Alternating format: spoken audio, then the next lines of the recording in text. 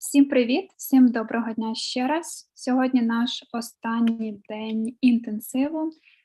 Це був Chernihiv.IT маркетинг Crash Course. Ми говорили про SMM, ми говорили про скіли і інструменти маркетолога, ми говорили про стан невизначеності, про те, як... Всім привіт, всім доброго дня ще раз. Сьогодні наш останній день інтенсиву. Це знову я.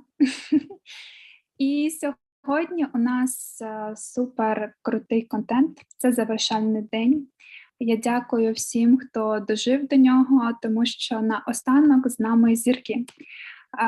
Я хочу вам представити нашу наступну, точніше, спікерку, яка буде виступати зараз. Це Kirsten Foon. Вона директор компанії, які мають співробітників і в Чернігові так само. Це компанія Percona. Вона трошки більше розкаже сама про себе і про компанію. And so I will switch in English. Today with us, Kirsten Foon. She is Director of Growth Marketing at Percona. And it's a big pleasure to invite such a speaker to our course. And I hope that this time will be very useful for you and you will be active. And of course, I want to remind that we have presence for your activity. So please be active in chat, or maybe you can make reactions, and I will of course I will check them, and then Kirsten at the end of her speech will answer.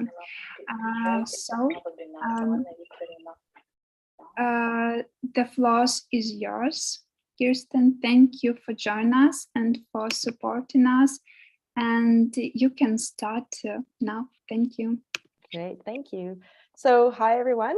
I'm going to talk to you about getting a head start in marketing for 2023.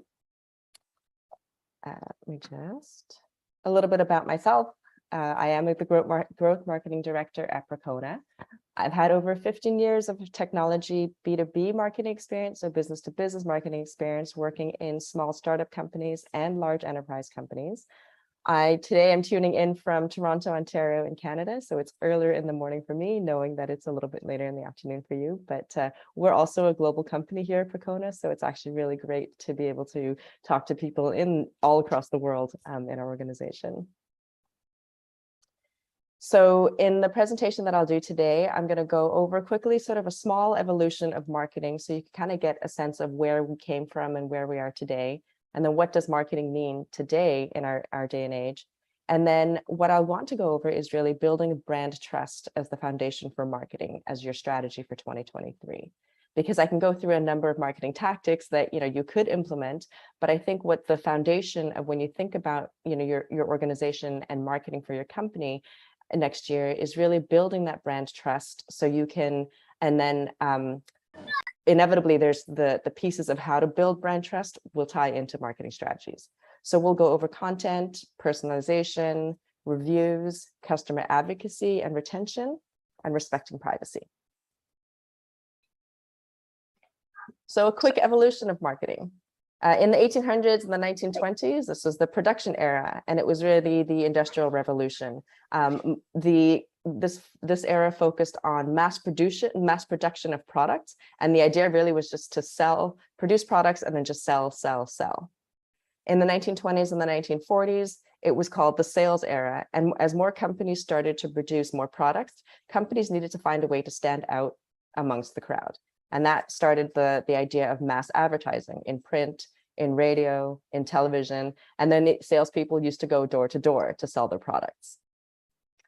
Between the 1940s and the 1990s, this is sort of where marketing started to take shape, and the shift changed from just mass advertising to the marketing and advertising teams trying to convince consumers why they have to buy their product. So it became more about product value, and not necessarily that consumers needed these products, but it was the marketing and the advertising teams to try to convince them that they absolutely needed them and why they needed to buy it. We moved into the relationship era in the 1990s and the 2010s. And this is when marketing started to realize that building long-lasting customer relationships was important for the longevity of the brand and important for the longevity of the company. So customer relationships became more important. And this is when search engines also started to become mainstream, and you could pretty much find information about anything that you needed on the internet, which is where we are today, right, in the digital era. And the interesting thing about marketing is that it's no longer about us pushing out information to people. It's consumers dictating how they want to receive ads, if and when they want to receive them at all.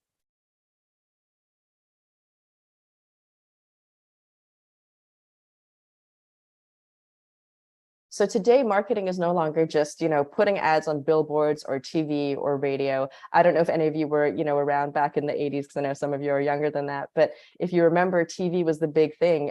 Companies used to spend thousands and thousands of dollars on advertising for TV because, between 8 and 10 o'clock at night, people were sitting in front of their TVs watching, situation comedies. And this is where the companies could get the most of their information in front of the most people. And as I was saying today, consumers are dictating marketing. And so we have to shift the way we think into understanding or building a brand that consumers can trust and build relationships with our consumers, and then figure out how to reach them at the right place and at the right time.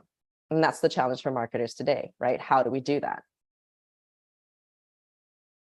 Fundamentally, marketing starts with knowing your audience. So that's the first thing, when you think about your company and how you want to reach people, it's who are the people who want to buy your product? What are their job titles, their age group, their gender? Who are the companies, or what are the companies that they work for? What's the size of that company, the industry, the type of business? Are they private? Are they enterprise? Are they startup? You want to gather all that information, because knowing that will help you target your audience better. And then if you're from a B2B company, you have to understand who is that buying team as well. How many people does it take to make a decision these days? It's no longer just one person in the organization that says, yep, we're going to sign off on that and buy it. Who is that final decision maker who signs it? But who are the other people in between there that need to weigh in on that decision as well? And then how do you reach your audience, right? What are the challenges that you can help them solve? What channels do they use to get this information? Where are they on certain websites? Do they read certain magazines? Do they listen to podcasts? You have to figure out all the various channels that they use to gather the information that they need. And then what type of information do they need to help make that decision, right? Do they need to know pricing? Do they need to know what exactly does your product do? So you also have to figure out the right content to feed them to help them choose your product over another. And then where and when do they buy? Do people prefer going to events and talking to you at events before they make that decision because they like the face-to-face? When do they buy, right? Or at what point do they realize that, yes, I need your product? Is it only when their systems are crashing and they realize, oh no, I need somebody to help me, and only at that point in time do they purchase? Or are they thinking way in advance, right? Is it end of the year and they have budget and they just need to spend it, and that's when you should be talking to them? Things to think about when you're considering your audience. So I'll start with the idea of building brand trust. And so what I say is brand trust is intangible, right? As a company, you don't think, oh, I've got the best brand, like people just trust my brand the most. It's something that gets built outside of your organization, but it is arguably the most important asset that your company has. So if you think about the most famous brands out there, right, and the ones that have a good brand trust, you think about somebody like Amazon. And Amazon changed completely the way consumers did business with companies, right? It wasn't going into the store and buying things anymore. You were allowed to now order things online. You could get your product within a day, or even the same day if you clicked that button earlier in the day, right? And if you were unhappy with that product, no problem. Just return it. Amazon gives you the return label, and you get it, and you just ship your stuff back to Amazon. So Amazon built trust with their customers because there was an easy way to do things. It was we'll just try to make you as happy as we possibly can. And so Amazon structure kind of changed the customer experience forever, right? It set the standard for how people wanted to deal with organizations. And then if you think about a company like Disney, now Disney really knows their target market, right? Disney built their brand around children and family-friendly entertainment, and they're very careful about keeping this reputation of theirs. They produce high-quality movies and cartoons and animated series, and they target it specifically for younger generations. How many of you grew up, not knowing anything about Disney? It was very prevalent everywhere.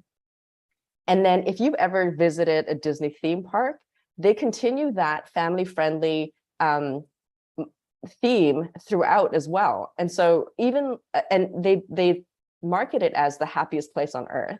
And if you've ever been to like a washroom at any of the Disney parks, it amazes me because they're super clean no matter where you go. And that's because they're trying to build this whole experience for families when they come to these theme parks. And in these washrooms too, it's actually really cute because they have sinks that are at the height of children. So children don't feel like they have to, that they're in a place that they're not familiar with. It caters specifically to the children. And so as Disney, thinks about all these little things that will make their target audience, these young kids happy, this is how they build the trust and their brand reputation.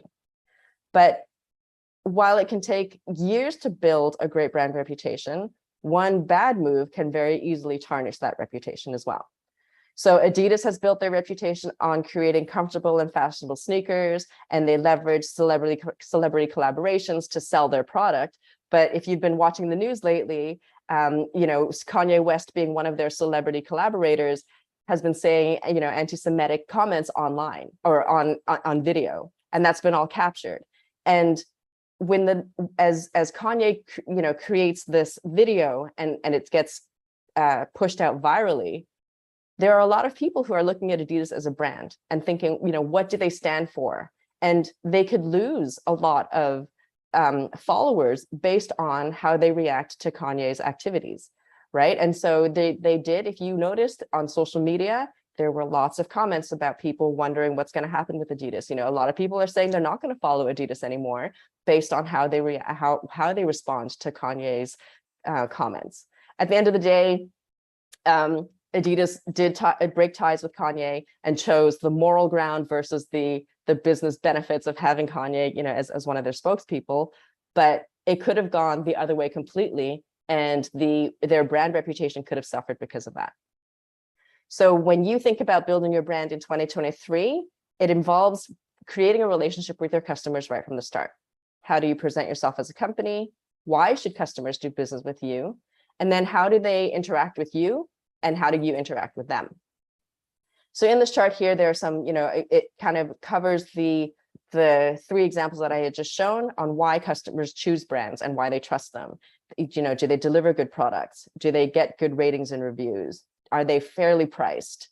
Do they treat their employees and others well? Do they address customer problems? Do they have a good privacy and security policy? Do they get involved in causes and issues that are relevant to what I think are important? And then do they support political policies that or not support political policies that I also object to? And it's little things like this that help build that brand reputation for organizations. So how do you build this brand awareness? It starts with content marketing.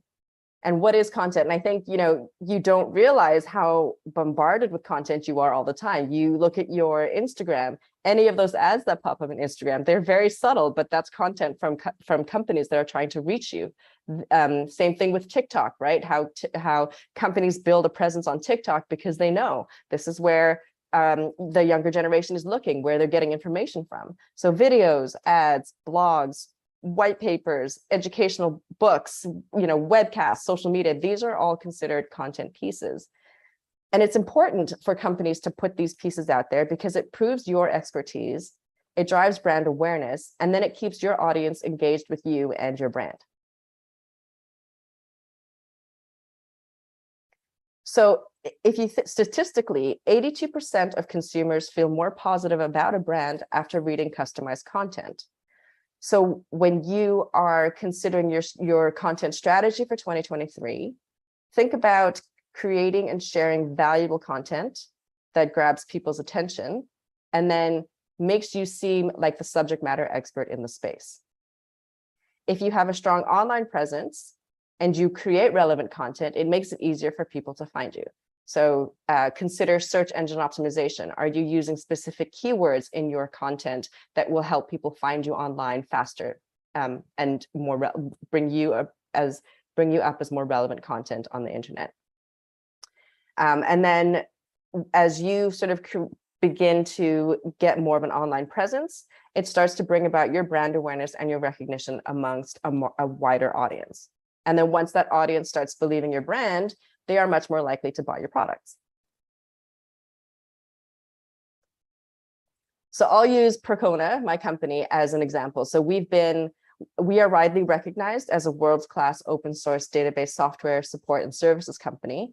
And we're very well known in the open source space. And it's taken us years to build that reputation. We've been around for over 15 years now, but where we put out information are our blog posts. We do technical webinars every month.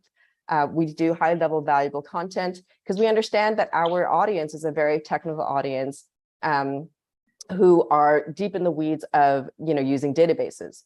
So for our blogs if you look at our blogs, they're actually very different from your typical blogs that you read, if you're on the internet, because our blogs are very technical. We have our experts writing on very deep in the weeds problems that people have with database management or databases, and we help solve those problems. And the interesting thing is, like, if you typed in a query on Google on something like, I need help with query analysis on my database, there's a good chance that there's a Percona blog that will pop up and solve that question for the reader. And so this is how we've built awareness around who we are, by the content that we put out there, by being able to be found on the internet because of our search terms and how we build things, and then also supplementing that with technical webinars that people can join. Very similar to this, right? We do these presentations, people can ask questions, and then we'll answer them. And we basically built our authority and our expertise around our brand of being these experts. So it's very important to know your audience so that you can start personalizing content and messages to them. So if you look at statistically, 80% of consumers are more likely to make a purchase when brands offer personalized experiences.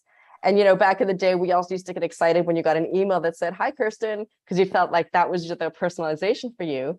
But Netflix and Spotify kind of changed the game when they did this hyper personalization on their sites, right?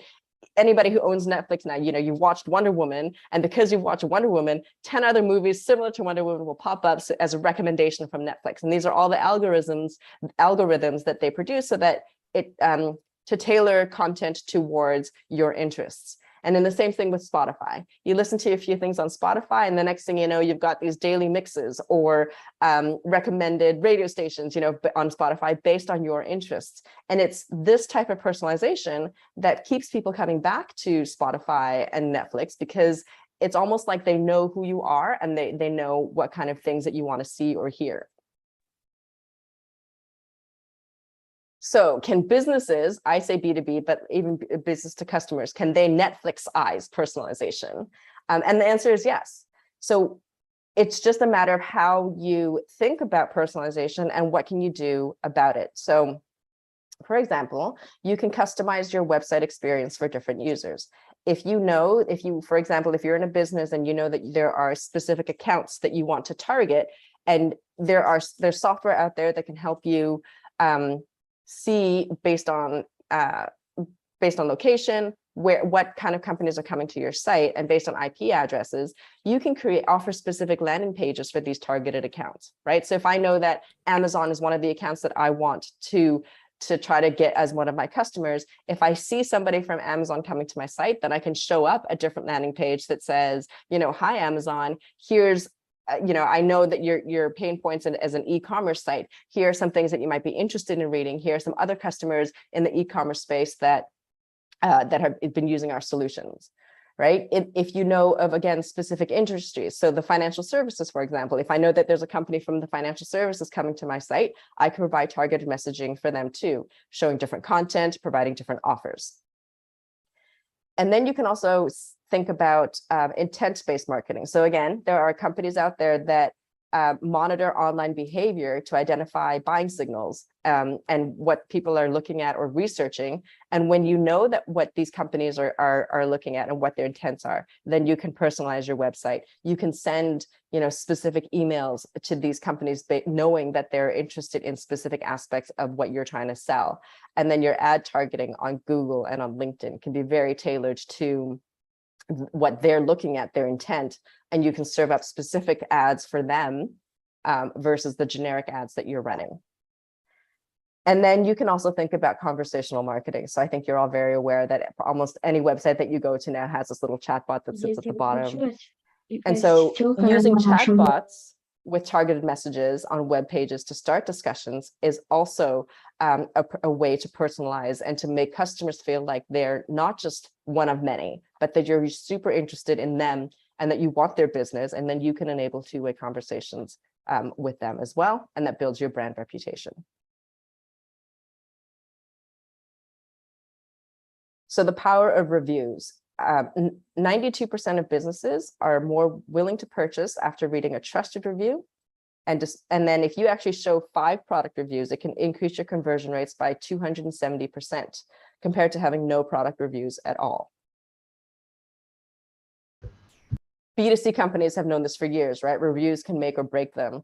If you go to a restaurant, you want to look at Yelp first, right? Does that restaurant have good ratings, good reviews? What are people saying about that? Home stars, if you're doing renovations, which contractors are getting good reviews before you actually reach out to them? Google reviews as well, right? You search up a company on Google. How many stars are they getting? Are they worth doing business with? Getting good reviews can boost reputation, rank, and then ultimately revenue.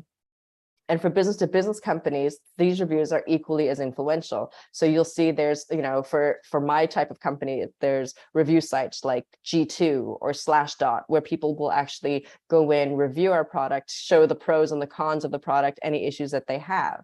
And for companies like us, these reviews are actually really important because of 2 things. You actually get real-world feedback about your products by actual users. And this helps with getting referrals, like I was saying, right? This is how people learn about your company and your products. Are they good? Are people willing to use them again? Will they refer your company's products and services to other people? But then at the same time, it also provides companies with actionable feedback and then the ability to respond to these concerns and questions from users. So you'll see on any of these review sites, if somebody posts something like, oh, your product is really slow to load, I can go in there and respond and say, thanks for that feedback. We're working on it, or a month later, I can come back and say, we've actually fixed that issue. Thanks for bringing it to our attention. Checking your review sites, reading what people are saying about you, and then responding to them helps to generate this brand trust with you, because it shows that, you're not just out there to advertise to the masses and just try to get as many people as possible. It's you actually value the feedback of the customers that you get. Which brings us to the point of, the need to keep customers happy. I think it's statistically, everybody knows that it's easier to keep a customer than to attract a customer. And it actually costs 5 times more to try to get a new customer to use your product than to keep your existing one. So, and then this also makes sense, right? Selling to an existing customer is so much easier than trying to get a new prospect to buy your support and services. And then your existing customers are more likely to try new products that you're entering into the market than the net new customers who have to learn about your customers, go back to the referral sites, get as much information as they can about you. So the buying cycle, if you're trying to introduce new products into the market, is easier when you leverage your existing customers than when you're trying to get new ones. So then increasing your customer retention rates is super important, because even if you try to increase that by 5%, your profits can increase anywhere between 25 to 95%. Keeping your customers happy will then bring about, the renewal, the reviews, and then the reputation about your company. So in 2023, it's also important to start thinking about your customer marketing strategy, right? How do you optimize the customer experience? How are you getting customer feedback from on your products, specifically from your customers? Are you reaching out to them? Are you talking to them on a regular basis? Are you getting this feedback? Are you actually optimizing your products based on this customer feedback that you're getting? And then are you actually responding to customer concerns and questions as they raise them, through social media? No, no longer do people have to actually call you to ask you questions or call your customer success team to raise concerns. They can put everything out in the public on social media, on Twitter, on Facebook, on LinkedIn. So you have to be very open and monitoring those to answer those questions. And then the same with personalizing the net new consumer experience. You should also be personalizing the customer experience. Are you creating newsletters, sending to them monthly, informing them of new things that are happening in your organization, in your company, specifically to the products that they're using from you? When a new customer comes in, do you provide them with customized onboarding? Are there specific things that you want them that you need them to do as they adopt your product? Do your customer success teams, personalize it and introduce themselves through videos, for example, right? Making it more of a personal experience versus a very cold, detached experience, and once they become your customer. And then do you have continued communication throughout the life cycle of this customer? And then once you build this reputation with your customers, then you can encourage customer advocacy. You can ask them to work with you to create success stories, videos, and then again, bring them back to the review sites, right? So these success stories and these videos come back to content creation. If you put these on your website, if people are looking for, hey, how does XYZ find Percona? And we've got these videos that say, we love working with Percona. Their expertise is amazing. This helps to build your brand reputation. If real world customers are putting reviews on their review sites, they're also helping to, continue to build your brand reputation. And this is all stuff that, you kind of don't necessarily need to worry about anymore, because now it's kind of taken a life on its own as people start creating content for you, referring to your company. And then finally, one of the other things that we should think about is respecting privacy. So everybody knows in today's day and age, how many companies have been hacked? How often has your personal information been taken or the threat of your personal information been taken and put out there for the rest of the world to see? It's a scary thought, right? And 60% of survey participants in Cisco's 2022 survey were actually concerned about how their data is being protected. So you as a company, when you want to build brand trust, you want to be transparent about how you collect personal data from your customers, right? So when they fill out a form, what does that mean for them? Does that mean that you're taking their privacy and security very seriously? You're holding that data, you're not sharing it with anybody else. And do you have your privacy policy listed on your website? So you need to build your privacy policies into your defined marketing processes. Let them know what does it mean when they when they fill out a form and opt into receiving communications from you. Does it mean that, are you sharing this data with partners of yours without them knowing? Have they consented to that? If they want to opt out, do you have that option on your emails or on your website for them to be able to say, nope, I don't want to receive communications from anymore? And or do you have the processes defined? So if somebody comes back to you and says, I want you to delete my information from your database, that you actually do this and that you're honoring your privacy and security policies. So in the end, it all comes back to trust, right? The co-founder of Intuit had once said, a brand is no longer what we tell the consumer it is, it's what consumers tell each other what it is. And so this is kind of the whole foundation for building trust and in your marketing strategy, because it's kind of exponentially builds upon itself. If all your marketing strategies, you need to create content to be found on the internet. Once you're found, what's that relationship that you're building with this customer as they go through this customer journey of yours? How do you make sure that they can trust your brand and that they're willing, that they feel comfortable purchasing from you because of whatever it is that, whether it's your expertise, whether it's what you stand for as a company, whether it's the quality of your products, the brand trust needs to be there for them to be able to purchase. And then how do you keep that customer happy, right? Because like I said, even with, as a brand, you can easily lose your reputation based on what your representatives are saying. But also if a person, let's say, for example, purchases your t-shirt and realizes that this is really poor quality t-shirt, what are the chances, do you think, that they'll be posting that online, saying, I paid, $80 for this t-shirt that fell apart in 3 days, right? So it's, what do you stand behind in your products? And then when customers actually have feedback about your products, are you listening to that feedback? Are you fixing your products? Are you updating them? Are you responding to them? And all this comes back to building trust. And if you build the trust within your product and your company, then your marketing, it carries on your brand and your company reputation, and your revenues will last longer. And that's it. That's all I've got. So thank you for listening. Thank you. Thank you for presentation. Hey guys, do you have questions? Because I don't see anything in our chat. Maybe you can, maybe you won't. Oh, yeah, Nastya, I see. Zhenya, I see. Evgeny. Serhiy. Okay, so let's start maybe from boys' questions. Serhiy, please, if you have questions, please. Hi, Kirsten. Thank you for your presentation. I want to ask the one main question for everyone who are into the marketing.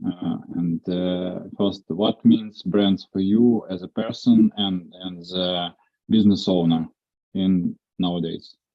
So the concept of your brand, I think your brand is how people perceive your company, right? So what's that reputation that you've built for your company, and how do people perceive that, right? Because I can think, oh, the brand of my company is that we are we're a product company, let's say, for example. But if people are looking at us as the experts in open source database management in our support and services, that's a very different, there's a disconnect, right, between what I think that we need to be pushing out as for our brand versus what actually people are seeing. But I think it's ultimately it's how people view your company that builds your brand reputation.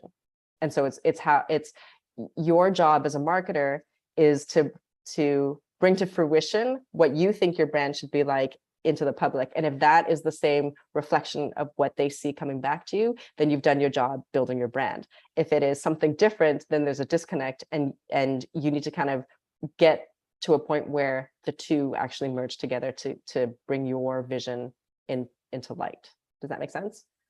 Yeah, thank you. Thank you, Serhiy. Any questions? No? Okay. Evgeny, please. The floor is yours. Thanks, Ola. Thank you, Kirsten, for your talk. And my question would be, at the same time, while we building our brand, our competitors are building their brand too. What will be the easiest tips to win this game? To get ahead, you mean to separate yourself from your competitors? So that involves a lot of work, right? Because you need to know so if you take a look at your competitors, what are they selling and where do you differ from them, right? So for us, we've got, I tell you that we're an open source customer. Obviously, we have competitors out there as well. So we look at it as like, hey, we're an alternative to these companies, right? So I'll give you an example. There's a database company called MongoDB. And they have these, they've got a free version, a community version that everybody can use, which is sort of what we have. We're open source. So all our software is open source and it's free. But, if you want to take it to the next level, MongoDB will charge you for their enterprise level, their next tier that has many more features than the community version, right? So when we take a look at our competitors, our point is, you can get those exact same features from enterprise that you're paying for. You can get those features in our open source software solution, right? So you need to kind of figure out what your value proposition is, how it differs from your competitors, and then use that as the angle to beat out your competitors. So, I use Mongo as an example, but for a lot of our products, it's, our competitors will charge customers for the next level of their product, whereas we have a lot of those great features already built into our support and into our product itself. And then if you need help, then our support and services can come and help you with that. So it'll take a little bit more time. I think one of the aspects of marketing that I didn't cover here, because I was pushing it more out like, how do you market your product? But in the back end, we have product marketing people here who do just that, is figure out, what are our strengths compared to our competitors? Where do we stand out? And then how do we create that message to get people to know that that's what we do and where our difference is. Thanks, Kirsten. Thanks, Evgeny, for your questions. Roman, please. Yeah, hi. Thank you for your presentation. And I have the next questions. What is the Web 3.0 and why large companies are investing in it? Is this a future visual trend? Well, the internet is always changing. And so I would say that I don't actually know too much about Web 3.0. I do know that it's sort of like the next generation of the web, like you were saying, but we haven't actually invested too much in this in Web 3.0 in terms of like artificial intelligence. I think that's all being, built. I think there's a lot of things about AI. So when I talk about, intent and understanding the data that's coming in from there, I think that kind of falls into all that. But I'll be honest, we haven't done much digging on my side about 3.0 just yet. Yeah, thank you so much. Very useful information. Thank you. Super. So I don't see any reactions. So I will read the question from Nastya. Why did you become a marketer? You may have had thoughts of other job. So true story. I actually wanted to be a teacher when I was younger. And I actually just kind of fell into marketing. So, when I was younger, so my goal was to be a teacher, and then it kind of just didn't work out because I think it just, the thought of being a high school teacher in the end just didn't work out for me. But I kind of fell into marketing because I was, when I was younger, I did retail sales. And I kind of fell into the sales side of things. But as I progressed in the corporate world, there were just a lot of aspects of marketing that I fell into. So I did content. So I used to be a content writer. And then I did a little bit of sales. And then I fell into marketing coordination. And it's kind of funny because I was saying to my kids, like, you kind of only know what you know, right? And I didn't know anybody in marketing when I was younger. So I just happened to fall into it. But I feel like it's actually it just ended up being the occupation that I love. And it's funny because I always say I'm almost like naturally a marketer because it all makes sense to me, right? The pushing of content out there, how do you create demand gen for your organization? How do you get leads into the system? How do you get people to buy your products? All these things and learning and massaging about all that is I love that. And then what I love about marketing too, though, is it's always changing, right? So you saw the evolution of marketing. Even now, like I feel like marketing actually forces me to be up to date on all the new technologies that are out there, because the minute that you're not, you fall behind. So I love marketing for a number of aspects because everything changes. There's the creative aspect of it, but there's the, as we talk about product marketing and understanding your product and how do you segment and how do you stand out amongst the crowd. There's so many facets of marketing that fall into it, right? The creative side, the analysis side, everything comes back to data now, right? Is like, what is the information that you're collecting? Who's coming to your site? What are they interested in? What are they visiting on your site? Is your website even optimized, right? Do you have the right content on your site?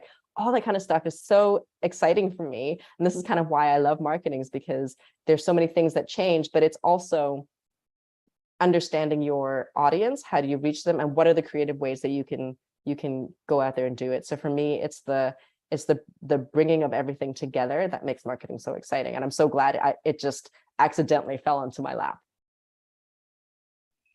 Thank you for your answer. Really inspiring thing for, especially for future marketers. Oh So yeah, I was gonna say, like, I'm so amazed now at how much you can learn about marketing now, right? Like when I was doing school, it wasn't one of those things that was like part of the curriculum, but now it's, you can, online you can learn about it, but even in the schools, it's one of those things that they actually teach you about. So it's great. Super. Ola Kristenko, and your question. Thanks for your presentation. I have several questions. First of all, what books, courses, or blogs would you advise for the development of specialists who want to improve themselves in this field, I think?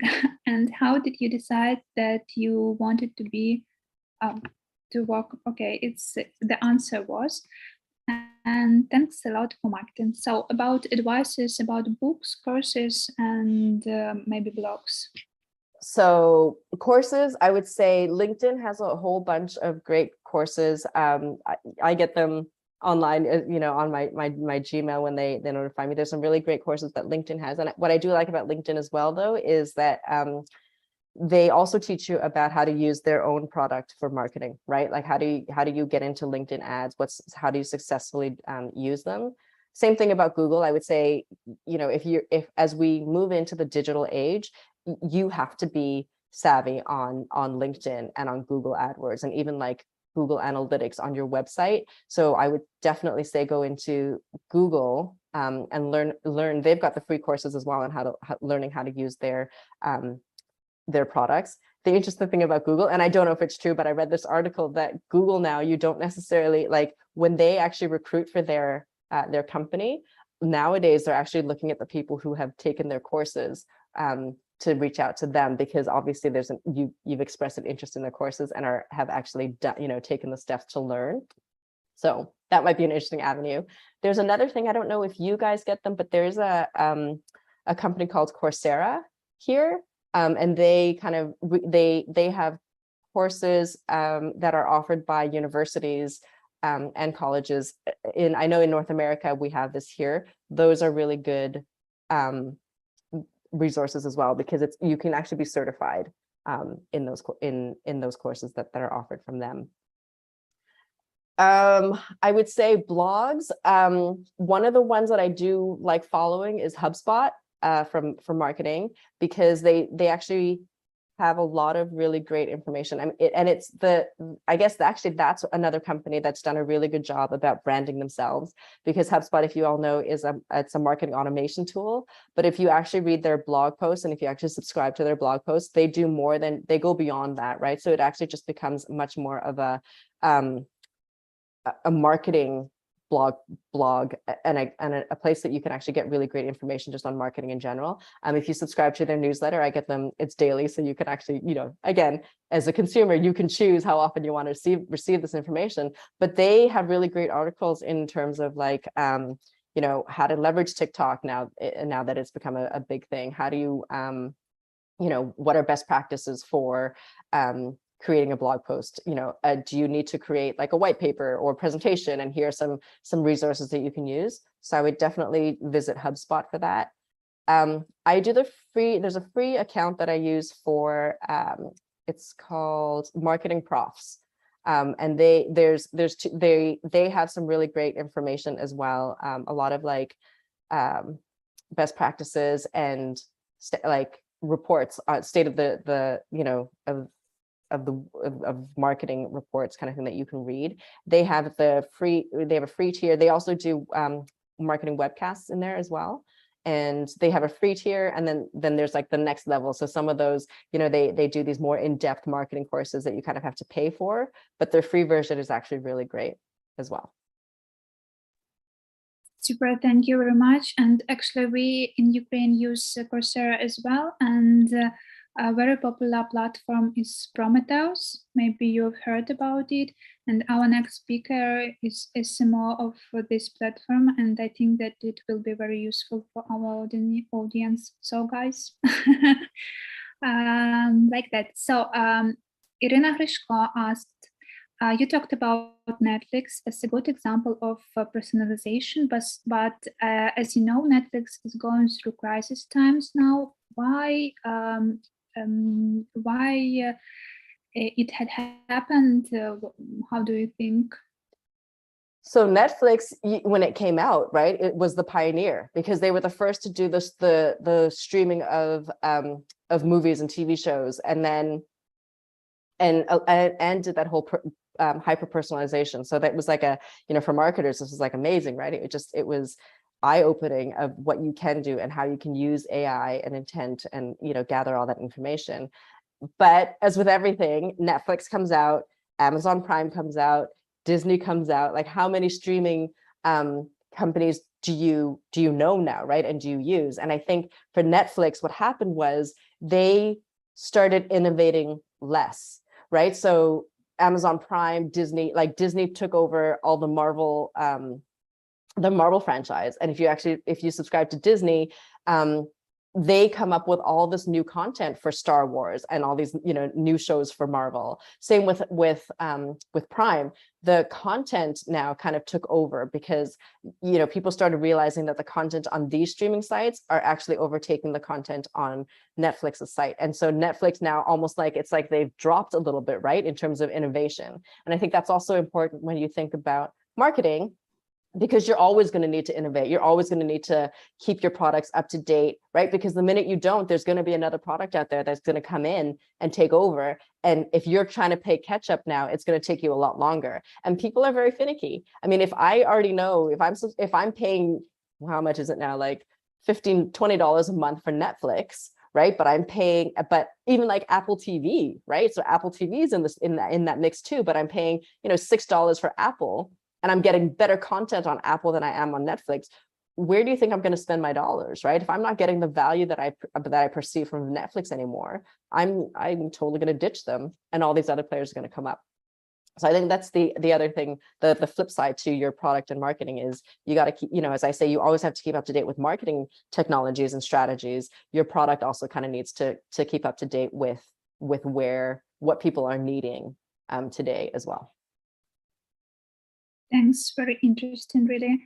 Many thanks from Kate. She said that your presentation was very cool. And from Dasha, question, I wanted to know your top marketing books for development in this field.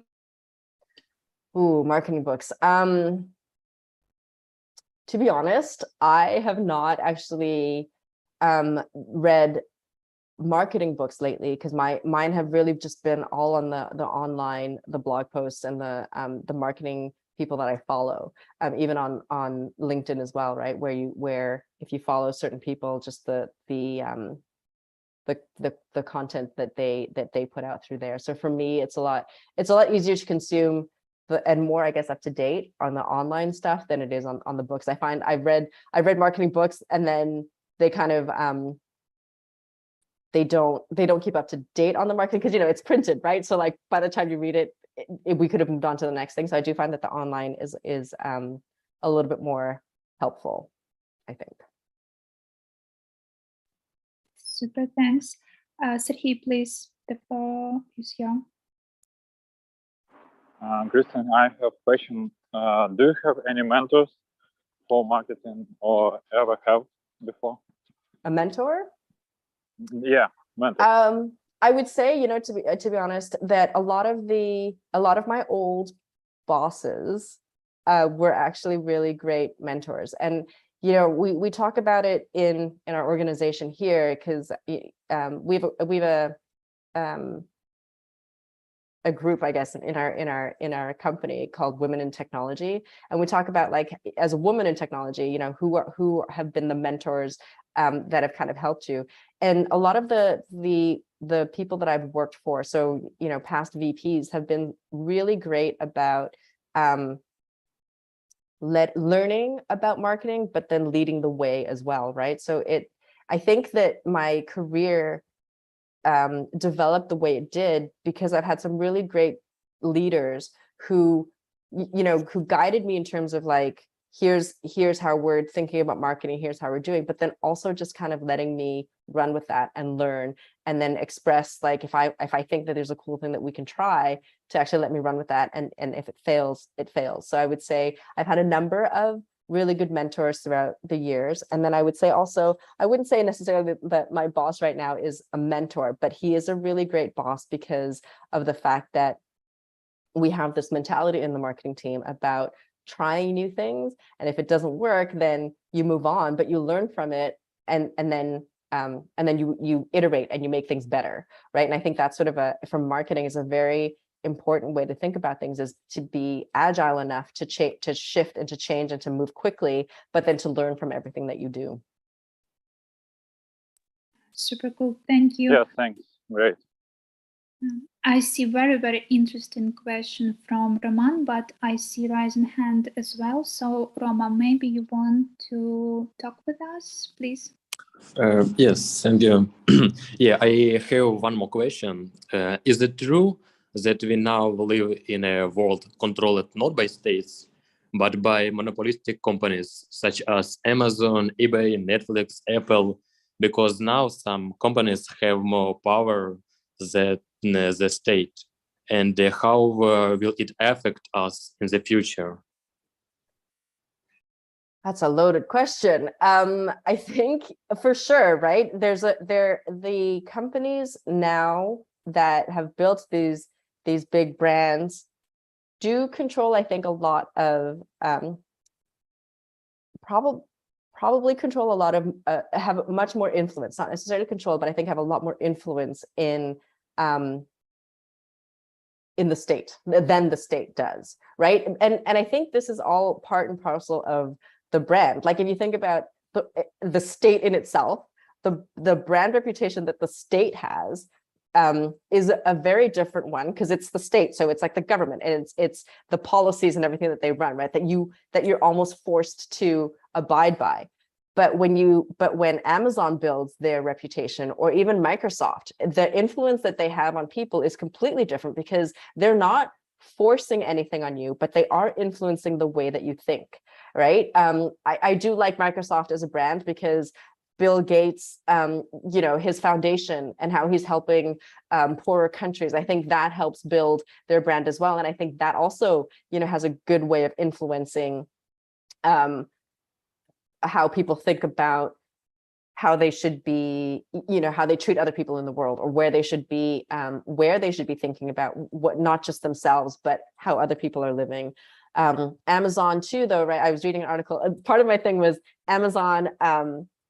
I use them as an example for influencing e-commerce. And I was going to say that like Amazon was leading the way too, in terms of, increasing a minimum wage, right? Because they increased the minimum wage for their employees. And then a lot of other people followed suit because of the influence that Amazon had. But then there's also bad things about Amazon in terms of how they treat people in the warehouse, right? I think I don't think they necessarily have more power, but they probably have more influence on people because of the brands that the brand reputation that they have.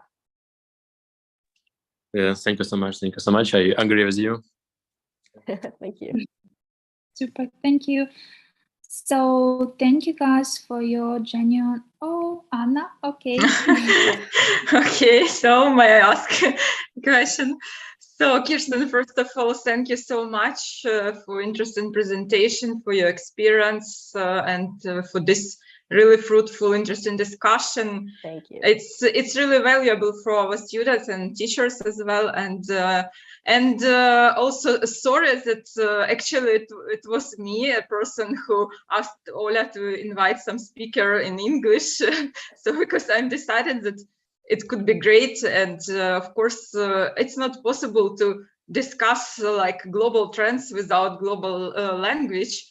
So thank you for this, and continuing this topic of brand development. So I'd like to ask, so actually yesterday we discussed with one of the speakers in terms of our course that the final destination of marketing funnel is not the purchase, but we should follow forward to make our buyers not just loyal customers, but like brand advocates, So this is actually my question. What are your personal recommendations?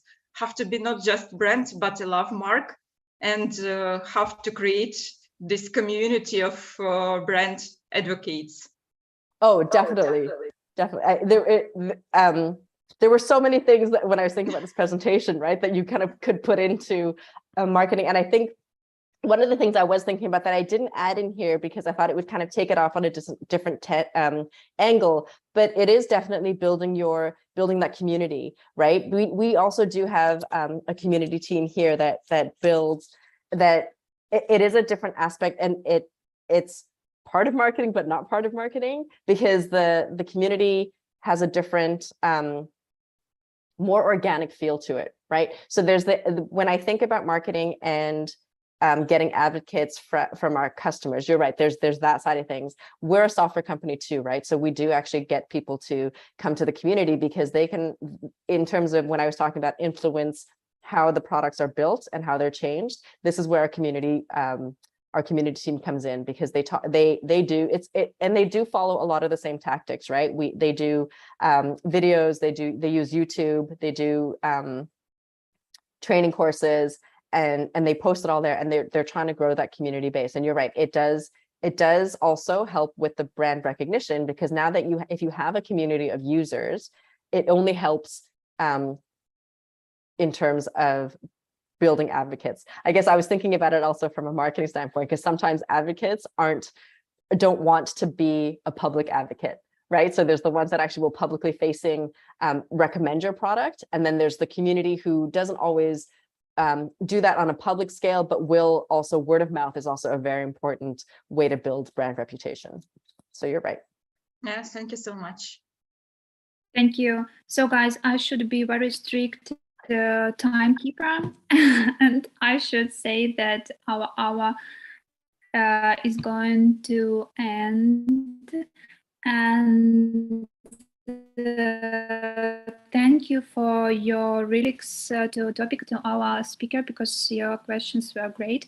Thank you for this time and for sharing with us your knowledges. And actually for us, it's a great opportunity not only to hear such great presentation, but to refresh our English language skills. And for our audience, it's like a way of thinking about top-notch projects, about staying up to date with the trend,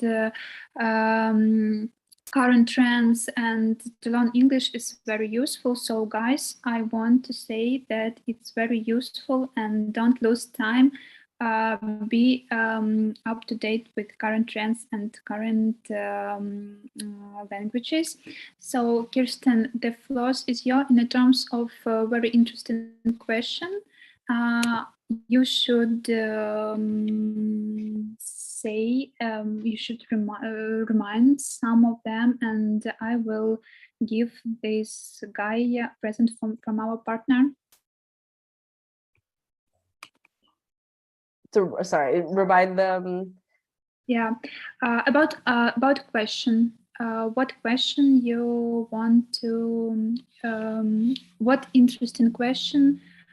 What question from all you will choose, and what was the most interesting for you? For me, I think Web 3.0 was actually a really good question for me, because, you know, as you talk about keeping up to date, there's so many things that you need to keep up to date on a marketing side. I think that's actually one that we should keep to take a look at and make note of and keep trends on for as it comes up, because you know with everything, right, with the website changes, policies changes, cookies, no cookies on the website, that sort of stuff. So I think keeping up to date with the Web 3.0 is probably a good one to keep track of. Super. The owner of this question, please write my Telegram once more in our chat, and it will be present from our partner Marconi. They have this cafe. They have free certificate for you. Thank you so much once more. You really made my day. It was really blast. Thank you so much. Oh, great. Thank you. Thank you for having me. And thank you everybody for asking the questions. I appreciate it. Thank you. So, and I think that I will switch to our native language. All right. Друзі, наступний наш спікер – це Олександр Рись. Я так розумію, що він зараз з нами. Так, Олександр з нами. Доброго дня всім. Доброго дня. Я не буду затягувати з часом. Передаю тобі слово. Добре, дуже дякую. Колеги, давайте буквально декілька моментів. Підкажіть, будь ласка, чи зараз видно мою презентацію? Зараз ні. Зараз так. Добре. Добре, друзі, намагатимусь максимально оперативно розказати про те, як розробити антикризову стратегію маркетингу під час війни. Я буду, відповідно, ділитися досвідом, який базується на двох компаніях, це SendPulse і також це Prometheus.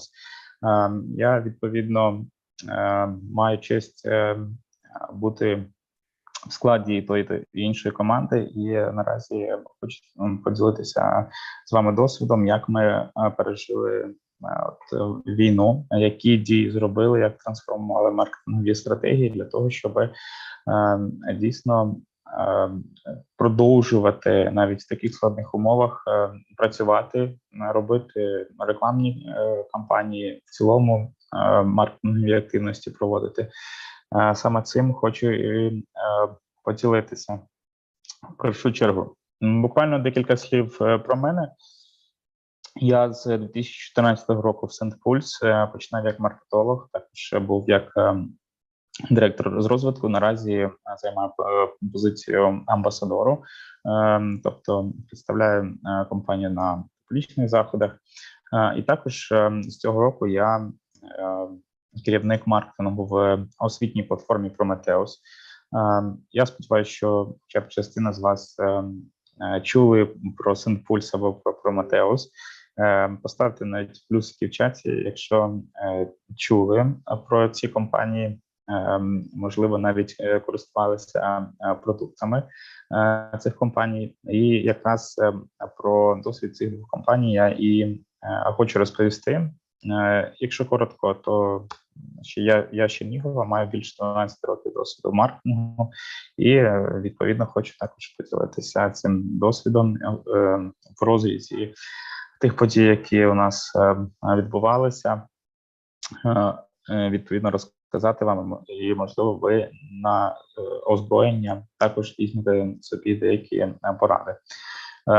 Ну, по-перше, 24 лютого дійсно у нас все перевернулося з ніг на голову. Росія розпочала вторгнення, повномасштабне вторгнення в Україну. Відповідно, практично весь бізнес опинився в складній ситуації.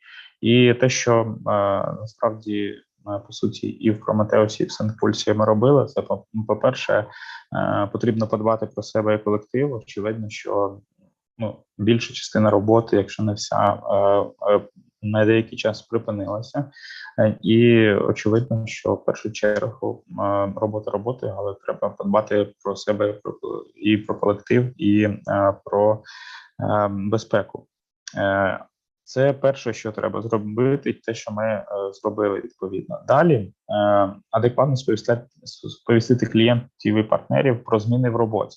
Тобто вам одразу потрібно підготувати, і ми це зробили, листи для партнерів і розсилочку зробити і через електронні адреси, також через свої соцмережі, як далі ви можете надавати послуги, чи щось змінилося, чи змінюється там, не знаю, графік робіт, асортимент послуг, умови співпраці і тому подібне. Це дуже важливо одразу продумати і сповістити партнерів і клієнтів. Ну і відповідно, якщо у вас є елементи вашого асортименту, або, можливо, у вас є ті послуги, які ви не можете на даний момент надати, то відповідно варто відшкодувати кошти, можливо, надати спеціальні умови подальшого використання вашого сервісу або продуктів, і також надати бонуси для тих, хто, можливо,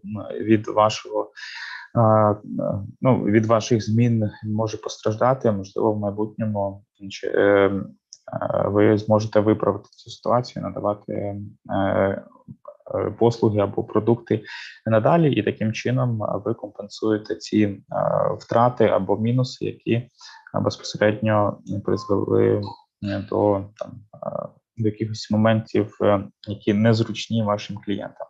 Ну і, звичайно, розробити план дій. В даний момент на цьому вебінарі ми будемо говорити якраз про маркетингову стратегію, тому якби розробити, по суті, маркетингову стратегію в цій критичній ситуації, тобто що далі робити, там запускати чи відміняти повністю рекламу і тому подібне.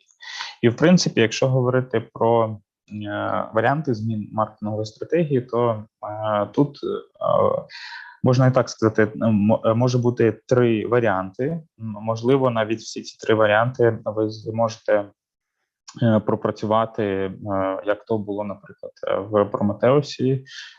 Відповідно, перше, що, скоріше за все, можна зробити в цій ситуації, і або, скоріше, ви вимушені зробити це, відповідно, зупинити маркетингові активності. Тому що, наприклад, якщо говорити про Prometheus, то більшість освітніх курсів, вони були призупинені, заморожені, і буквально до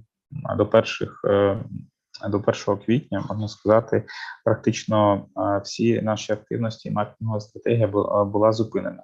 Я думаю, що більшість видів бізнесу пройшли через цей момент, але, зокрема, наприклад, якщо говорити про SendPulse, який надає, відповідно, послуги з розсилок, автоматизації маркетингу, створення чат-ботів, і також з недавнього часу і можливість створення освітніх курсів, то, в принципі, сервіс продовжив працювати, і, по суті, от такого стопу по діяльності не було. Проте були доволі багато рекламних кампаній поставлені на паузу, активностей маркетингових, які передбачалися раніше, вони, звичайно, призупинилися на деякий час. Далі формат, який можна використовувати для того, щоб переробити маркетингову стратегію, це, відповідно, трансформація продукту, послуг, відповідно до обставин, тобто відповідно до воєнного часу. І в цьому плані дійсно, наприклад, якщо говорити про Prometheus, то тут були трансформовані ряд освітніх продуктів, тобто ті курси, які ми там планували запускати, вони дещо були, деякі взагалі ми відмовилися від запусків, з деякими попрацювали для того, щоб їх трансформувати, і, відповідно, багато працювали над тим, щоб запустити нові продукти, які будуть актуальні. Ну і насправді, якщо ви бачаєте, що ваш продукт, ваші послуги, вони є актуальними під час воєнного часу, то, відповідно, їх можна навіть в плані рекламного просування навіть збільшити. Але це потрібно думати в залежності від того, яка у вас сфера, і наскільки це актуально в тих чи інших умовах. Відповідно, дещо трошки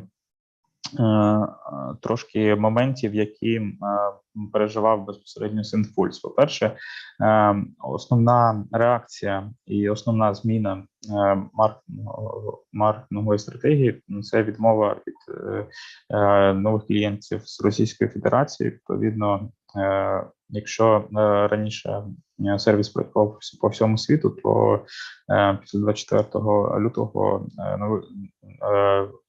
ми закрили реєстрації з РФ і таким чином відмовилися від цього ринку.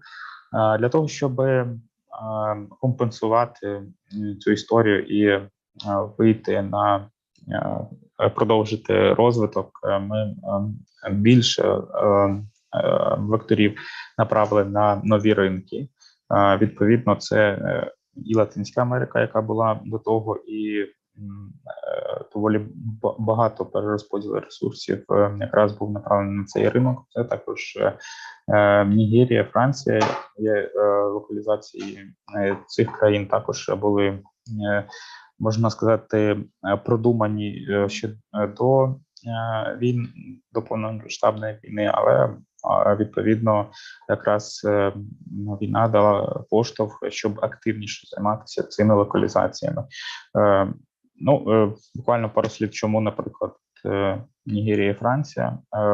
Ми аналізували багато ринків, і відповідно Нігерія, наприклад, вона дуже велика країна, багато мешканців, і там англійська як друга офіційна. Відповідно, ми довгий час розглядали саме цей напрямок для розвитку.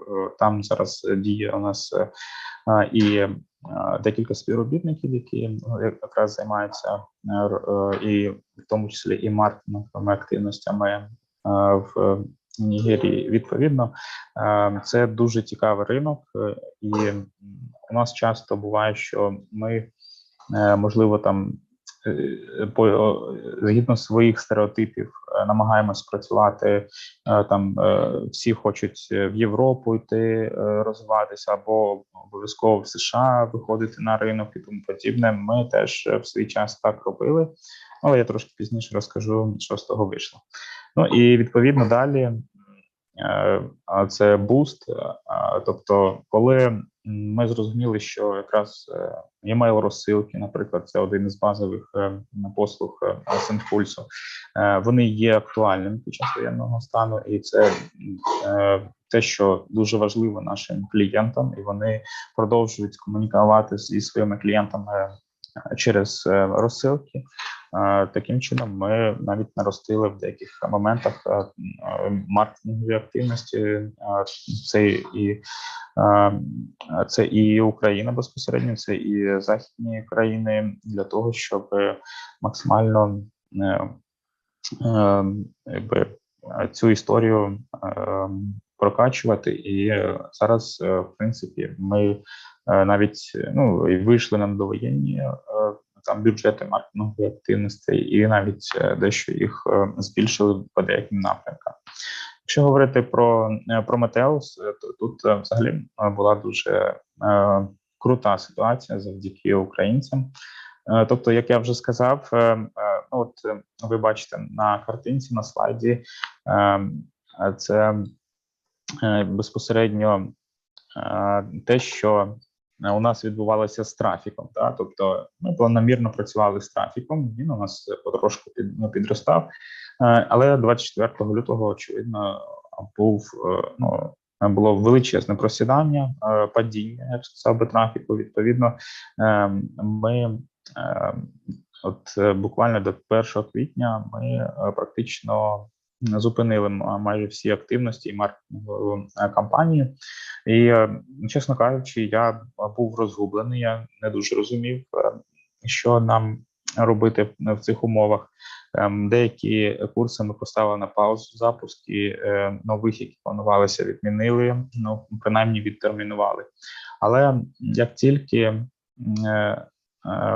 ми вигнали агресора з Київської, Чернігівської і Сумської областей, я слідкував за трафіком і просто був вражений, тому що люди почали повертатися до навчання. І це було настільки стрімко, що буквально в перші дні квітня ми побачили вже відновлення довоєнного трафіку. Ми зрозуміли, що українці, незважаючи ні на що, хочуть далі навчатися, можливо, навіть ставати ще кращими.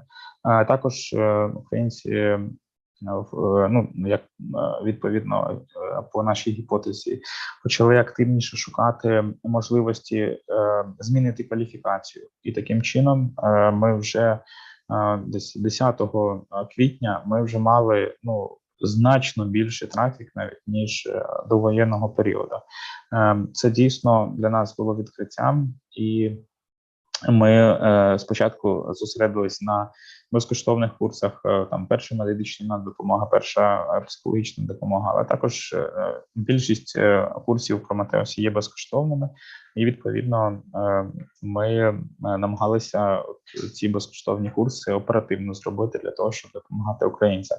Проте в Prometheus є і платні курси, і відповідно аналізуючи той трафік, який був на сайті Prometheus, аналізуючи активність людей в сфері навчання безпосередньо на нашій платформі, зокрема, ми також почали масово запускати і платні курси, які, ну, здавалися нам актуальними. Тобто ми проаналізували деякі курси, як я вже казав, відмінили, але деякі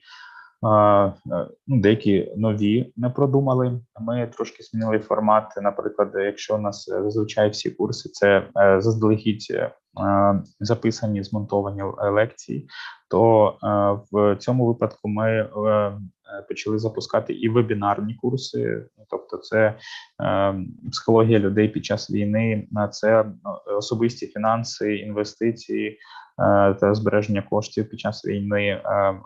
Це ті курси, які у нас планувалися до запуску, але, ну, якби трошки не в такій тематиці, звичайно. І відповідно ми частину курсів, які планувалися до війни, ми видозмінили їх зміст, і таким чином вийшли на ринок з такими пропозиціями. І це дійсно дало великий результат. Ми поступово практично всі курси, які планували так чи інакше, запустили, і також завдяки нашим партнерам, завдяки грантам, які були надані нам, ми відповідно вже в серпні встановили рекорд по трафіку і по активностям нашим слухачів, студентів. Відповідно, практично якби оце прагнення українців вчитися, змінювати кваліфікацію, ставати кращими, це насправді велика перемога на освітньому фронті, і Prometheus радий робити якісні освітні продукти, які відповідають вимогам і прагненням українців. Тому така історія від падіння до рекордних показників ми маємо в Prometheus. І також хочу, користуючись ситуацією, користуючись нагодою, я хочу проанонсувати, що у нас зараз відкрито набір на IT-спеціальності безкоштовні. У нас є близько 700 стипендій від Prometheus на IT-курси. Відповідно,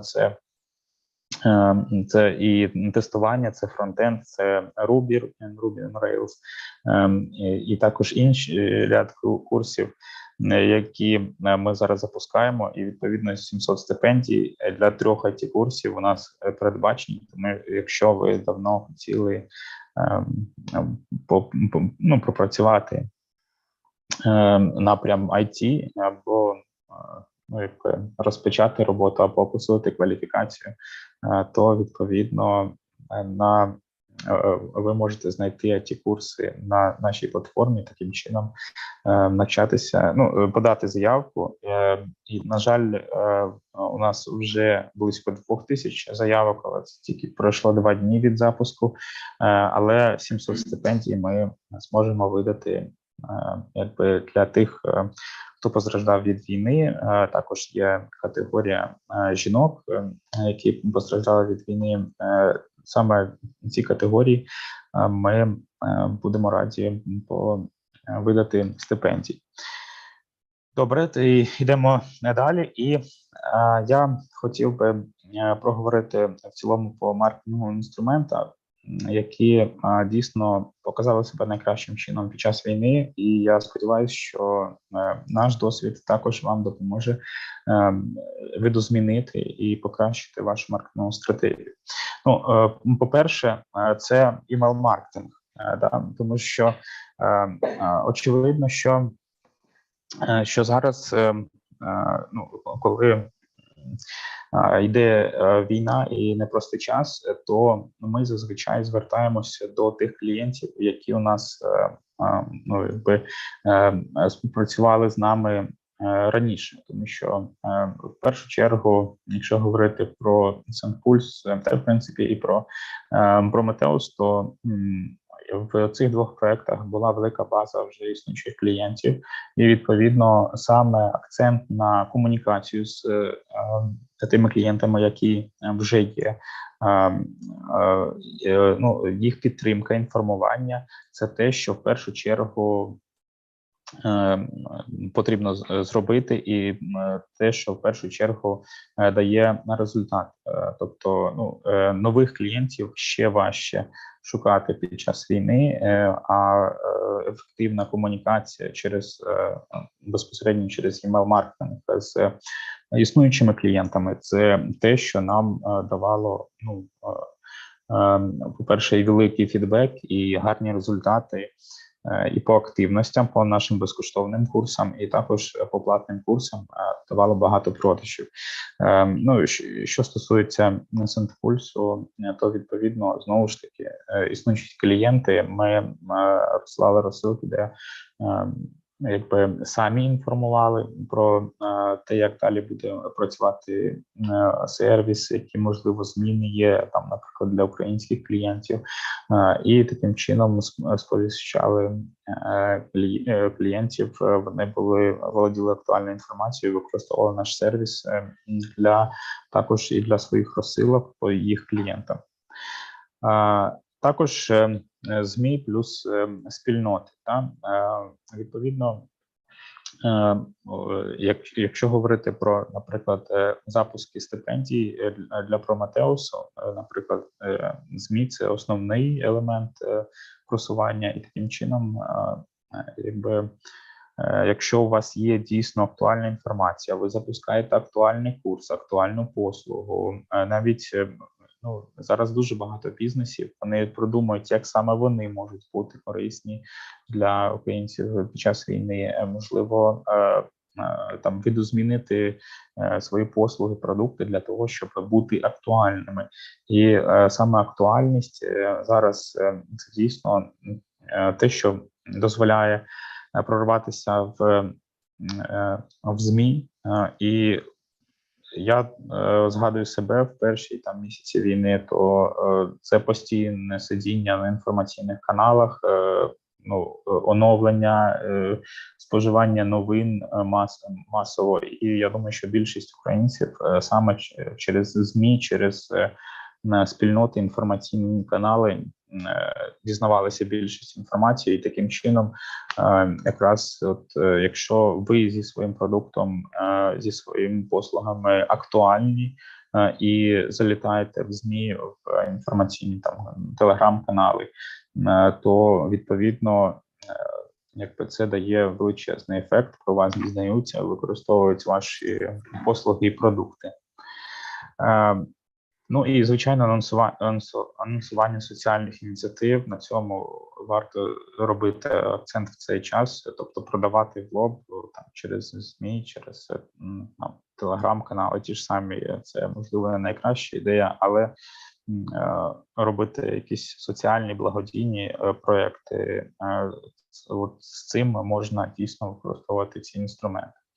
Також інфлюенсер-маркетинг – це те, що ми активно почали пробувати, і в більшості своїй це дає гарні результати. Це нативна реклама у лідерів думок, це бартерна співпраця по можливості, це спільні проекти з лідерами думок, це знову ж таки те ж саме анонсування соціальних ініціатив. Також, як завжди, в принципі, контент майже завжди є основним таким сильним джерелом і трафіку, і продажів. І в цілому маркетингові активності будуються на актуальному контенті, але тут якраз просто звичайний контент, який ви створювали в критичні часи, він ігнорується. Тому на початку, як би це не звучало, але якщо ви, наприклад, маєте якісь продукти, от, наприклад, в Prometheus є ряд курсів. Якщо змінити їх трошки зміст, формат, додати живого спілкування актуального і додати там, наприклад, не просто особисті фінанси, а особисті фінанси під час війни, то такий курс одразу стає більш актуальним. Ну, звичайно, за умови те, що ви і зміст такого курсу підкрутите і зміните. І таким чином контент, який пов'язаний з навколишньою ситуацією, який дає дійсно корисні поради, вирішує питання ваших потенційних клієнтів, він дійсно може бути актуальним. І знову ж таки, враховуючи, що українці поглинали інформацію з великою шаленою швидкістю і в великих об'ємах, то якщо ви даєте саме актуальний контент, це дасть вам дійсно увагу, трафік і вдячних покупців. Ідемо далі.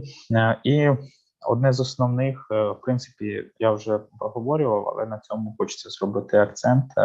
Соціальна відповідальність бізнесу – це, можливо, це не прям, це також частина маркетингової стратегії, але це також частина взагалі стратегії розвитку бізнесу. Тобто в даний час соціальна відповідальність і соціальна складова вашого бізнесу дуже сильно зараз трансформує і сам бізнес, послуги, і таким чином в цей складний час кожен бізнес намагається допомогти українцям. І, наприклад, SendPulse влітку підтримував український бізнес, надавав у подарунок 30 тисяч гривень на імейл розсилки, чат-боти та CRM.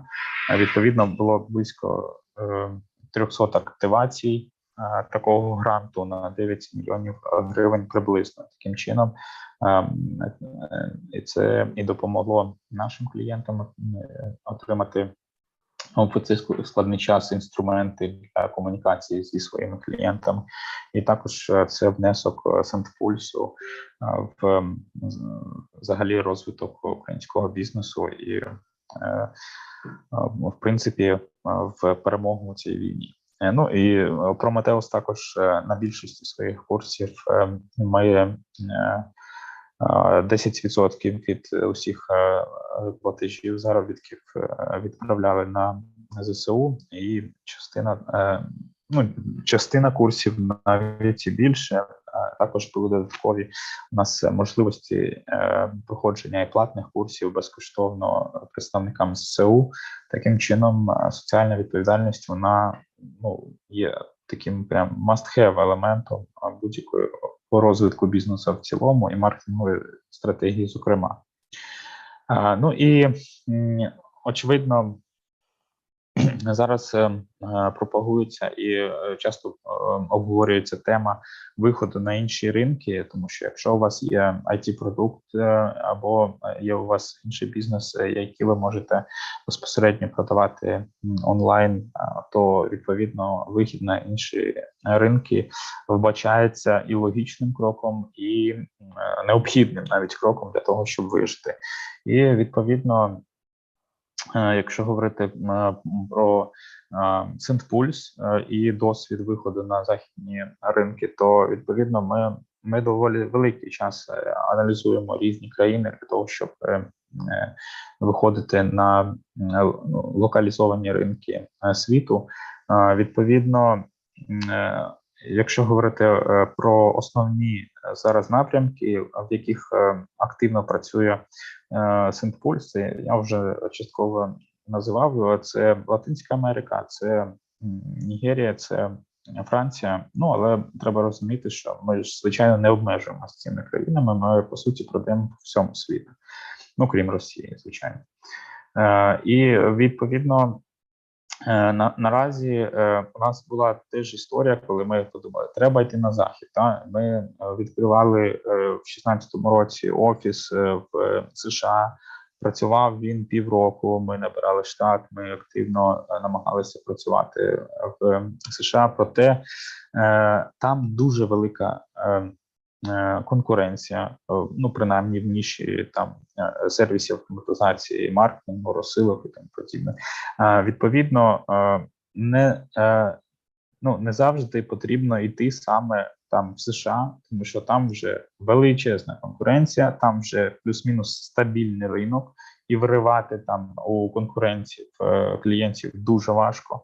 А якщо говорити про перспективні ринки, то, наприклад, той же Латам, ну, Латинська Америка, це дійсно величезний ринок, він активно розвивається, і от там ми зосередили свою активність. У нас відповідно є офіси в Бразилії, Мексиці, і таким чином саме ці ринки для нашого продукту виявилися, ну, найперспективнішими, тому що, наприклад, за півроку роботи в США ми майже, ну, не побачили якогось сильного там бусту продажів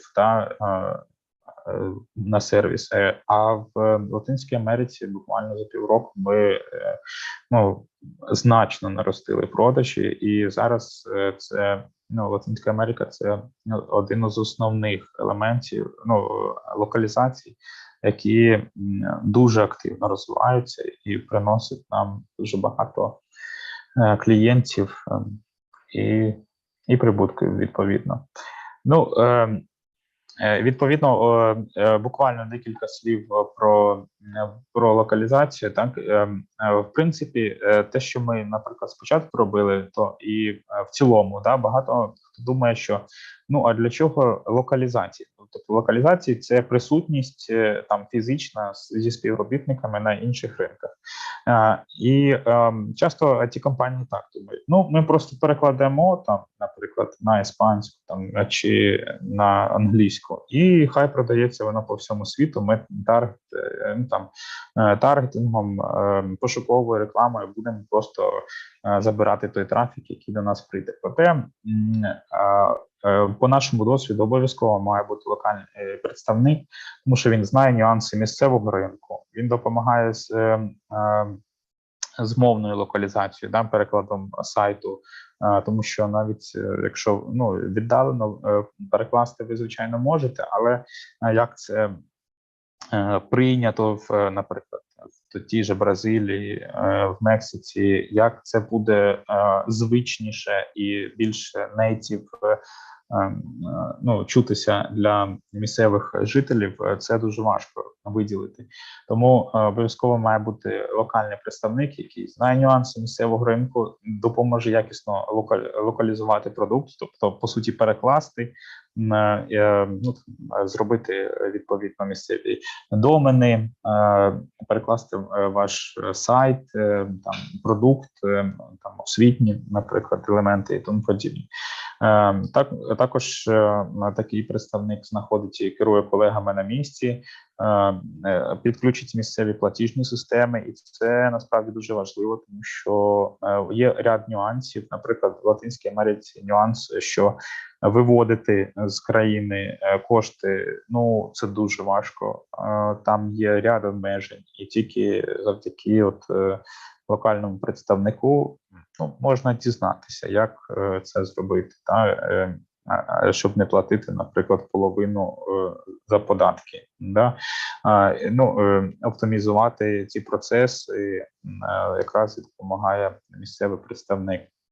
І також Це, звичайно, це, ну, хоч зараз онлайн все і робиться, але там участь у місцевих там профільних конференціях це теж дуже важливо і те, що допомагає зробити локальний представник. Ну і тут буквально декілька моментів по основним методам просування на захід. Ну, це, звичайно, платна реклама, проте, наприклад, на ній не обов'язково всю ставку на неї робити, тому що це дуже дорого і не завжди гарно конвертується. Зокрема, у нас, наприклад, по Латинській Америці там платна реклама, Google Ads, Facebook, Instagram, Target – це не є основними моментами і основними джерелами нашого трафіку і доходу. Хоча це, звичайно, елемент, який потрібно використовувати, і, можливо, в якихось інших нішах це буде там ключовим моментом. Проте ми дуже багато працюємо також з контентом, тобто це і максимальна локалізація сайту, і корисні статті, підказки і тому подібне для того, щоб пропрацьовувати і семантичне ядро, і в цілому робити і вірусний контент, який буде залучати аудиторію. Також лінкбілдинг, насправді, для того, щоб вас видавало в пошукових системах, ви маєте максимально грамотно пропрацьовувати і розміщення посилань на свій сайт, і замовляти платні статті, там, наприклад, і тому подібне. Тому з цим також багато працюємо і активно використовуємо, наприклад, вебінари і відеоконтент. Розвиваємо YouTube-канал в Латинській Америці. І, наприклад, те, що от ми побачили, в Бразилії і Мексиці дуже популярні Reels. Тому під цей формат ми дуже також багато знімаємо і продукуємо контенту відповідно на цьому ринку. Колеги, в принципі, у мене плюс-мінус все. Я поділився тими моментами, які ми винесли як досвід з військових дій. Я буквально декілька хотів слів про те, що буде далі. По-перше, можу сказати, що цього ніхто не знає, мабуть, в цих ситуаціях. Якщо раніше ми робили маркетингові стратегії довгострокові, там на рік і тому подібне, зараз я признаюся, у нас нема там на рік маркетингової стратегії, тому що практично не в Prometheus, не в SendPulse є основні такі моменти, стратегічні цілі, звичайно, проте планувати зараз важче. Проте я думаю, що ми вже всі відчуваємо, що ми переможемо в цій війні, і Україна, відповідно, стане тим центром, який буде активно відновлюватися, де бізнес буде після такого великого падіння зростати величезними темпами. Тому зараз українцям буде важко, проте, мабуть, жодна нація не має настільки крутих перспектив після перемоги, як ми. Тому зараз ми працюємо, робимо те, що можемо в даній ситуації, але я впевнений, що після перемоги нас чекає велике зростання, і ми будемо робити ще круті, максимально феєричні маркетингові стратегії. Це для того, щоб закінчити на позитивній ноті.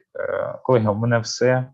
Я дуже вдячний за вашу увагу. Сподіваюсь, що той досвід, про який я говорив, і ті поради, які я намагався дати, принесуть користь також і вашій роботі, і вашому бізнесу. Або просто, якщо ви як спеціаліст працюєте відповідно, це дасть змогу обрати ті ефективні інструменти, які допоможуть у вашому маркетингу. У мене все, дякую. Дякую тобі, Олександр Рись, спікер, якого я можу слухати довго, але час у нас обмежений, тому давайте швиденько відповідати на питання, обирати переможця. і рухатися в ці прекрасні вихідні. Бачу питання в чаті. Дмитро цікавиться, яким чином краще боротися із потраплянням листів до спаму. Ну, це найулюбленіше питання. Вже всі мої 7 років досвіду в SendPulse. Насправді, колеги, це прям тема окремого вебінару, їх у мене досить багато, до речі, і на YouTube також є на цю тему відео, і за моєї участі також. Дивіться, насправді головне для того, щоб не потрапляти в спам, це розсилати розсилку тільки тим людям, які підписалися на вас, на ваш продукт, а не тим, хто про вас нічого не знає. Якщо ви так стратегічно будете збирати активно базу і саме з нею комунікувати, то відповідно ви практично ніколи не будете потрапляти в спам. Проте є ще дуже багато різних елементів листа, технічних налаштувань, таких як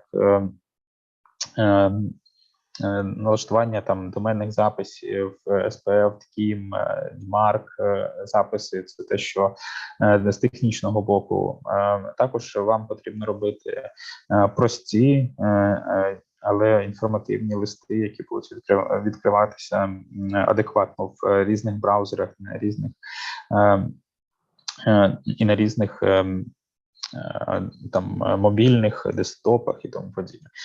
Відповідно, ну, і я би міг би просто насправді перераховувати ще годину цих нюансів, проте головне запам'ятайте, що ви маєте відправляти розсилки актуальні для тих, хто їх чекає. Це найголовніше в стратегічному плані. Дякую. Так, Сергій, на що звертати увагу в першу чергу при виході на новий ринок?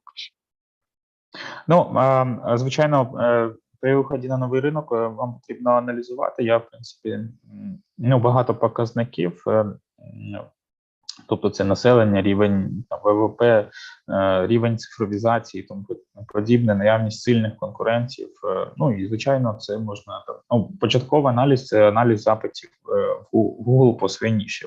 Має бути позитивна динаміка по вашим базовим ключовикам ваших послуг, ваших продуктів. Тобто, ну і знову ж таки наш досвід показує, що там, де величезна конкуренція, там, де вже сталі консервативні ринки, там важко здобувати нових клієнтів.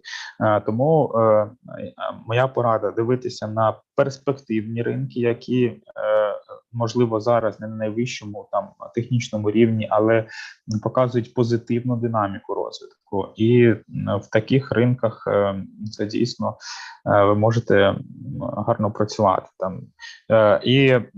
І також я би радив, можливо, не користуватися стереотипами, тому що є такі погані стереотипи, коли, наприклад, ми думаємо, мабуть, Африка не найкращий ринок, або, наприклад, В'єтнам, або Таїланд, або ще якісь, тому що нам здається, що це можливо для IT-технологій не найкращі ринки. Принаймні, такі серед колег є припущення. Проте більш чіткий аналіз показує, що ринок Нігерії дуже перспективний, супер цікавий ринок. Да? Хоча я не впевнений, що без аналізу ми б сказали, а давайте там в Нігерію вийдемо. І нам здавалося це, спочатку скептично ми до цього відносилися, а тільки після аналізу зрозуміли, що цей ринок є дуже цікавим для нас.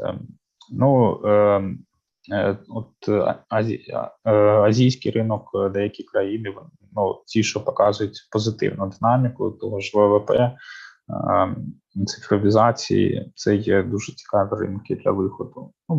Деякі наші колеги краще працюють, наприклад, в Кореї, Китаї, проте, і це теж дуже круті ринки, проте, на жаль, у нас немає досвіду прям суперпозитивного роботи з цими ринками.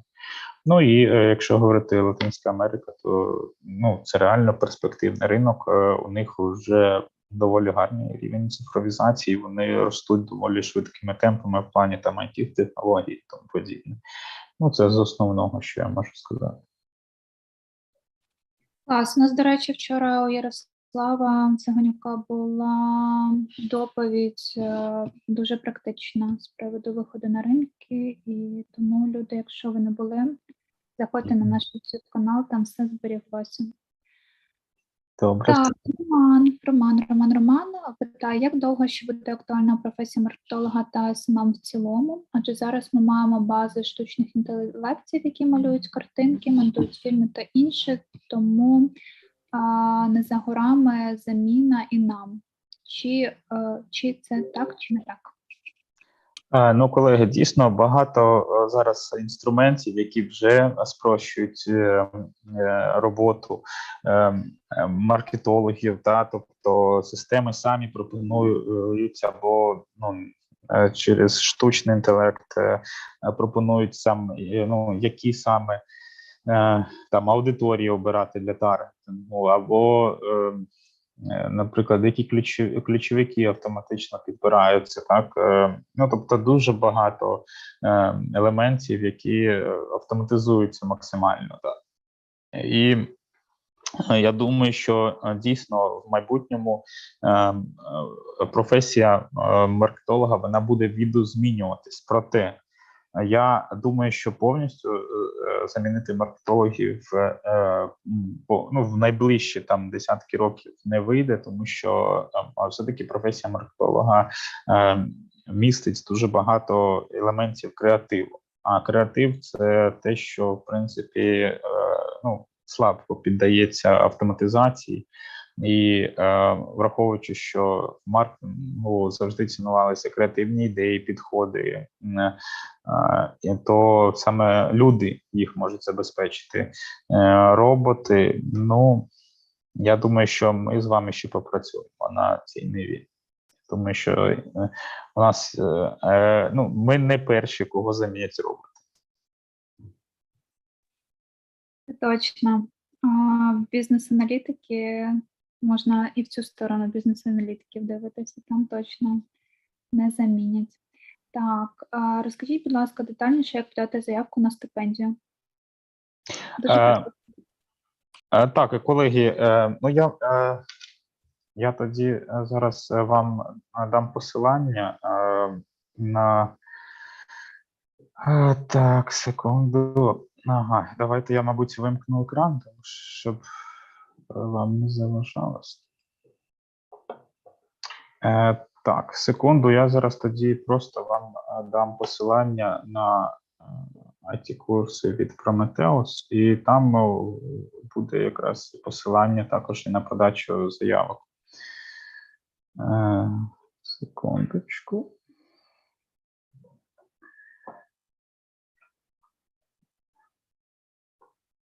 Так, я в чат кинув посилання, тут ви можете ознайомитися з основними курсами. Хочу також підкреслити, що там є 3 курси, які передбачають стипендії, тому можете на них подаватися. Там на лендінгу 4 курси, але QA Auto не приймає участь в стипендіальній програмі поки що, на жаль. Тому подавайтеся, якщо ознайомтеся з умовами подачі, з категоріями, які можуть подавати стипендії, і відповідно ви матимете змогу отримати стипендію, якщо дійсно ви будете відповідати максимально критеріям. І також я хочу ще підкреслити, що навіть якщо ви по критеріям не підходите, то зараз у нас ці курси розроблені в співпраці з найбільшими IT-компаніями України, а ціни зараз найменші на ринку, тому що все-таки Prometheus – це соціальний проєкт у більшості своїй, тому ми надаємо дуже доступні ціни, тому якщо ви навіть не отримаєте стипендії, то зверніть увагу на ціни і об'єми курсів. Я думаю, що на ринку такого практично немає зараз. Дякую. Сергій цікавиться, як виходили з ринку Росії і чи був план, або все робилося хаотично? Ну, ми, в принципі, маркетингові активності ми ще з 2014 року поступово обмежували, а 24 лютого ми спочатку вирішили закрити одразу практично реєстрацію нових клієнтів, і згодом цей ще процес триває, тому що є, наприклад, річні оплати, які відбувалися на початку року. Тому я думаю, що до кінця року у нас вже повністю припиниться будь-яка там співпраця і там акаунти від російських користувачів. Проте це доволі такі, знаєте, дуже дискусійні і проблемні моменти. Ми дійсно зараз відмовляємося від будь-яких російських клієнтів, проте все-таки ті, хто там оплачував річні тарифи, то зобов'язання SendPulse виконує до кінця. Тобто є оплачений річний тариф, він буде діяти до кінця року.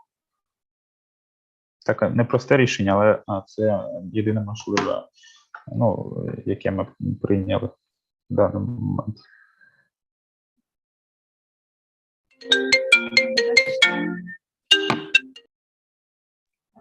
Які б ви дали поради, щоб новий продукт вийшов якнайшвидше на міжнародний ринок? Насправді, якнайшвидше, я думаю, що якщо новий продукт, він має відповідно працювати в такому форматі, що ви, скоріше за все, через краудфандингові платформи маєте його проанонсувати, зібрати фандрейзити гроші на нього, таким чином і просуватися. І якщо говорити, це Kickstarter, наприклад, ще ряд платформ, які допомагають стартапам збирати гроші на нові продукти. Також є ряд ресурсів, де саме передбачені релізи нових IT-продуктів на західних ринках. Так, господи, зараз я забув один з базових. Product Hunt, точно, господи. Вихід на Product Hunt дає прям сильний буст. Відповідно, якщо у вас є новий цікавий продукт, рішення, IT-рішення, то ви, відповідно, можете розмістити свою ідею, свій продукт на Product Hunt, але там є окрема, так сказати, логіка, як його просувати, але ви можете реально там нашуміти добре і зібрати і ресурси, і і пропіарити свій продукт. Це якщо коротко, і практично про швидкий вихід на міжнародний ринок. Дякую. Не бачу більше питань, друзі. Ще є щось, можливо, ви голосом хочете поставити або в чат? Я думаю, що вже всі хочуть святкувати п'ятницю, тому я думаю, що можемо завершувати.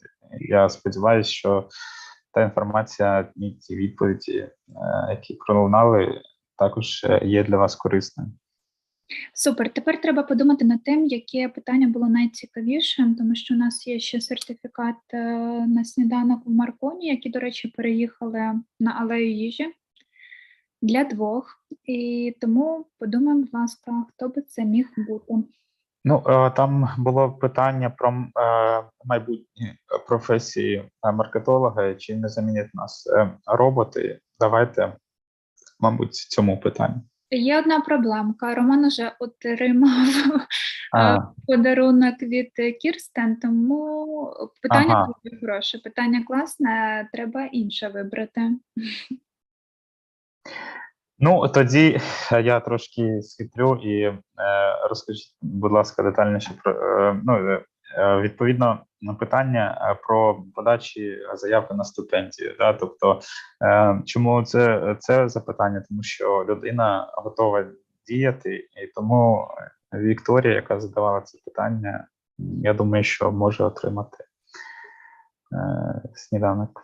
Да, мені теж вона дуже сподобалася. Взагалі, люди, які цікавляться і стають кращими за себе вчорашніх, кожного дня мотивують, і це, власне, шлях, і він має бути підтриманий. Тому, Вікторія, напиши мені, будь ласка, в приват в Телеграм, ми вже з тобою спілкувалися, я вас зорієнтую, як отримати свої подарунки. Дуже дякую, що ви були з нами, дуже дякую, що ви були активними. Це були 4 дні нашого інтенсиву, який проводився. Вибачте, це просто кінець тижня, який проводився Чернігівським IT-кластером, і у нас були теми маркетингові. Ми дуже вдячні нашим партнерам, які підтримали нас подарунками, і ви їх вже отримали, деякі з вас. Це Марконі, це Максим Садовський, який передавав солодощі і косметику. Дуже вдячна всім, хто дожив до сьогодні, і всім тим, хто хоче отримати сертифікат про проходження цього інтенсиву. Ви все знаєте, треба написати мені, щоб ви були і сьогодні, і сертифікати полетять до вас уже в понеділок. Я бажаю всім гарних вихідних, швидшої перемоги. Навчайтеся, вчіть англійську для того, щоб ми могли запрошувати все більше крутих спікерів з міжнародних компаній. Ну і наших, звісно, теж ми дуже раді завжди, що вони підтримують наші ініціативи і проекти. Дякую, Саш, за те, що ти теж сьогодні з нами. Я думаю, що всім дякую вам за запрошення, дякую всім слухачам. Так, і ми, хочу нагадати, що постійно закупаємо теплі речі для наших військових, тому якщо ви були з нами, якщо вам все сподобалось, задонатьте, будь ласка, тому що у нас є в планах придбання термобілизни для наших хлопців, і я думаю, що буде корисно і вам, і нам. Дякуємо всім гарних вихідних, почуємось в приваті.